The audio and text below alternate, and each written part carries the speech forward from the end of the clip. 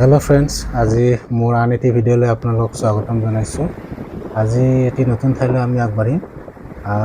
ঠাইটি খুব ভাইৰেল আচলতে আৰু ৱাটাৰফলছ হয়, আৰু সেই ৱাটাৰফলছটোৰ নাম হৈছে ক্ৰাংচুৰি ৱাটাৰফলছ। খুব ভাইৰেল। আমি লগে লগে ৰাতিপুৱাই গুৱাহাটীৰ পৰা ওলাই শ্বিলং সোমালোঁ। শ্বিলং মানে মেঘালয় সোমাই দিলোঁ। সোমোৱাৰ লগে লগে আপুনি বৰষুণো আৰম্ভ হৈ গ'ল, আৰু বৰষুণটো আছেই, চলি আছে যিহেতু এতিয়া। আমি তেনেদৰে গৈ থাকিলোঁ।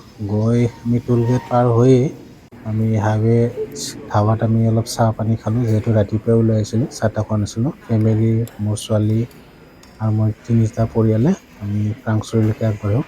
আৰু ইয়াতে পৰঠাটো খাই খুব ভাল লাগে। মই আগে পিছেও খাইছোঁ বাৰু, আৰু পৰঠাবিলাক খুব মোটা মোটা চাইজৰ হয়, আৰু এটা খালেই মানে পেট ভৰি যায় সম্পূৰ্ণকৈ, এটা হ'লেই কাফি।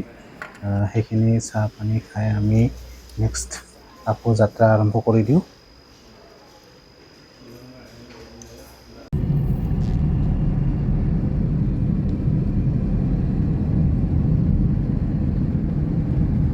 এইপিনে গ'লে ৰাইট চাইডে যিটো আপোনাৰ টাৰ্নেল আছে, এইফালেদি গ'লে আপুনি উকিয়ামলৈ গৈ আপুনি এইফালে মেইন শ্বিলং গৈ পাব।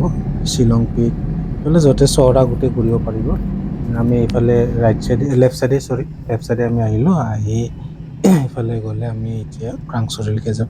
ক্ৰাংচুৰিলৈ গ'লে আচলতে দুটা ঠাইত চাব পাৰি, ফিফি ফলছ আৰু ক্ৰাংচুৰি ফলছ। কিন্তু ফিফি ফলছ চাবলৈ মোৰ মানে এতিয়া সময়টো নিমিলে, কিন্তু পাৰে ইচ্ছা কৰিলে। কিন্তু ফেমিলি লৈ অলপ কষ্ট হয়, মানে দৌৰা দৌৰিকৈ বস্তুবিলাক, মানে ফলছ এইবিলাক দৌৰা দৌৰিকৈ চোৱা মই ভাল নাপাওঁ আচলতে।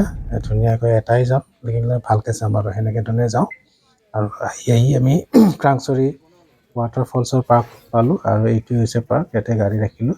আহোঁতে ইমান মানুহ নাছিলে, কিন্তু যেতিয়া আমি আহি মেইন পইণ্ট পালোঁ, ইমান মানুহ। আৰু দেখিছে, এইটো ৰাস্তাত বৰষুণ পৰাৰ কাৰণে সন্মুখৰখিনি অলপমান বেয়া হৈ গৈছে, ওখৰা মোখৰা হৈ গৈছে। এনেকুৱা অলপ ভালকৈ চাই চিতি আপোনালোকে আগবাঢ়িব লাগিব।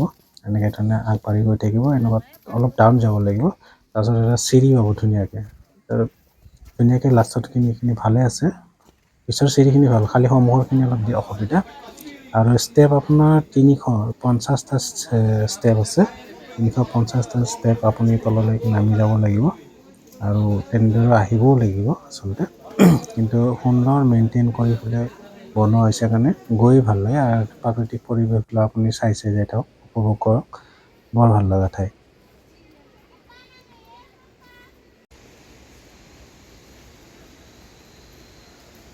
এইখিনিতে আপোনাৰ টিকেট কাউণ্টাৰটো আছে। পাৰ পাৰ্চন 50 ৰুপিজকৈ লয়, আৰু ইয়াত কিছুমান ন'টিচ দিয়া আছে, কিছুমান মানি চলিব লাগিব।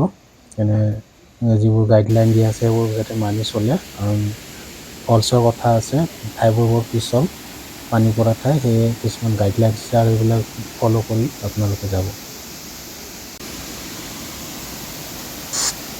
আৰু এয়া হৈছে ক্ৰাংচুৰি ৱাটাৰফলছ। বহু ভাইৰেল ৱাটাৰফলছ এইটো। খুব মৰম লগা, দেখিছেনে কি ধুনীয়া। আৰু পানীবোৰ একদম নীলা দৰে, আপোনাৰ ভাৰতৰ নীলা ৱাটাৰফলছ বুলিও কয় কিছুমানে। খুব সুন্দৰ ঠাই, আৰু পানীবোৰ ইমান ধুনীয়া। আৰু ইয়াত বহুত চাউণ্ড, পানীৰ বহুত চাউণ্ড। মই ইয়াত বহুতখিনি চাউণ্ড মিনিমাইজ কৰি দিছোঁ, আৰু যদি মিনিমাইজ কৰা নাযায় তেনেহ'লে আপুনি কথা পাতিবও নোৱাৰে, শুনাও নাপায় ভালদৰে। ইমান ৱাটাৰফলছৰ পানীৰ প্ৰৱাহ যিটো সোঁত, অত্যধিক বেছি। সেয়ে আপোনালোকে যদি সময় পায়, আপোনালোকে যাব, এবাৰ হ'লেও চাই খুব ভাল পাব আপোনালোকে। এইটো হৈছে ক্ৰাংচুৰি ৱাটাৰফলছ। মই আপোনালোকক বাহিৰৰ পৰাই নহয়, ভিতৰলৈ গুহা যিটো আছে তাৰ ভিতৰলৈও গৈছোঁ। তাৰ যিমানখিনিলৈকে যাব পাৰে, তাৰ পৰাও আপোনালোকক দেখাবলৈ চেষ্টা কৰিছোঁ। এই দেখিছেনে, ধাৰাবাহিকভাৱে পৰি আছে। এতিয়া যিহেতু বৰষুণৰ বতৰ, এতিয়া ৱাটাৰফলছবিলাক চাই ভাল লাগে খুব। বহুতো কিছুমানে যিটো সময়ত যাব লাগে সেইটো সময়ত ৱাটাৰফলছত নাযায়। নৱেম্বৰ ডিচেম্বৰত এইবিলাক সময়ত যায়, তেতিয়া পানী নাপায়, খুব কম থাকে। সেইখিনি সময়ত ৱাটাৰফলছ চাই ভাল নালাগে। যেতিয়া যি বস্তু চাব লাগে তেতিয়াই চাব লাগে, তেতিয়া খুব ভাল লাগে। আৰু এতিয়া আপুনি ওপৰৰ পিনে গৈছোঁ, ওপৰৰ পিনে গৈ দেখুৱাইছোঁ আপোনালোকক। দেখিছেনে, এই পিনেৰে আপোনাৰ একদম সুন্দৰভাৱে বৈ আহি আছে।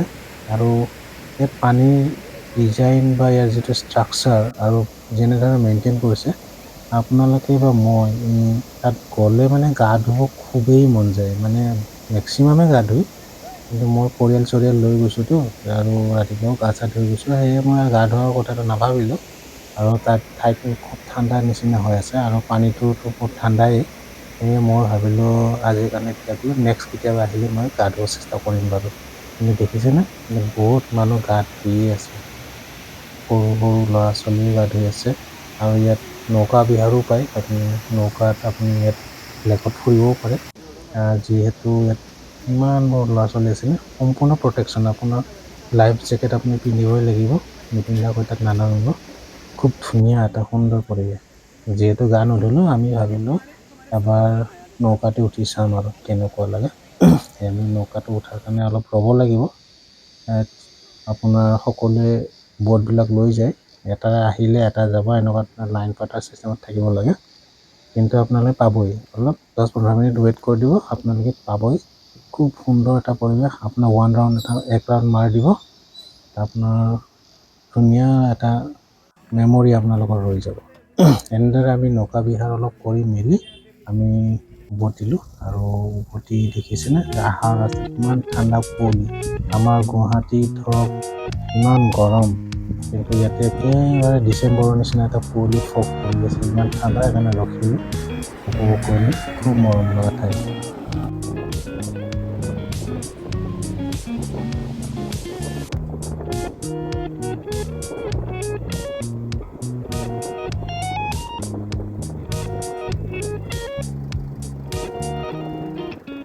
মনোৰম প্ৰকৃতিৰ মাজৰ পৰা আমি পুনৰ গুৱাহাটীৰ পিনে আগবাঢ়িলোঁ। ভিডিঅ'টো চাই যদি আপোনালোকে ভাল পালে লাইক ছাবস্ক্ৰাইব কৰিব। আৰু এনেদৰে আমি পুনৰ গুৱাহাটীৰ মাজলৈ আহি পালোঁ। আজিলৈ ইমানতে সামৰিছোঁ, ধন্যবাদ।